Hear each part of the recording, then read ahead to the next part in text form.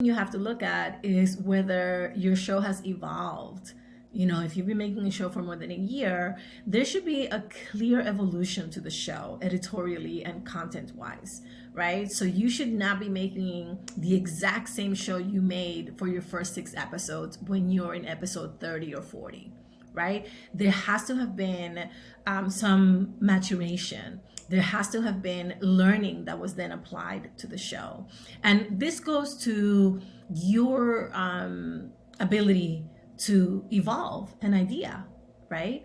It goes to your ability to adjust to your audience. It goes to to your ability to also adjust to how the industry is moving, right? And so, 4 years ago, when I started, it was perfectly fine to do an episode that was an hour and 15 minutes.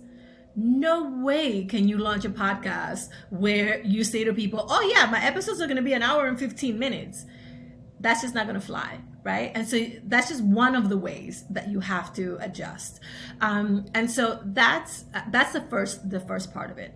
The second part of it is you've got to do your market research, right? So we're thinking about doing a graphic novel for Feeling My Flow. And the first thing I did was order a bunch of graphic novels, a couple of them that were based on podcasts and a couple of them that were just very successful for our tween audience. And I'm going to pore over those and I'm going to make copious notes about what characteristics those have that our show has, right? And so that's part of my market research.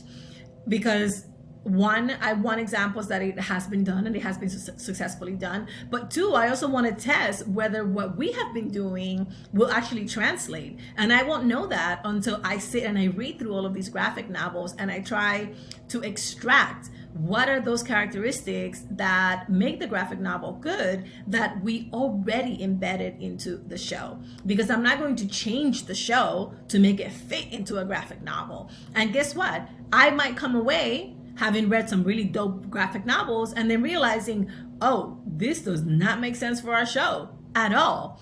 Because the character development is different, because the story arcs are different, because we have way too much scientific information, like whatever that might be that I might learn, I have to be open to that. And then the third part of that is ask your audience, like quite literally ask your audience and say to them, hey, I've got this crazy idea for something I want to make with the show. What do you think?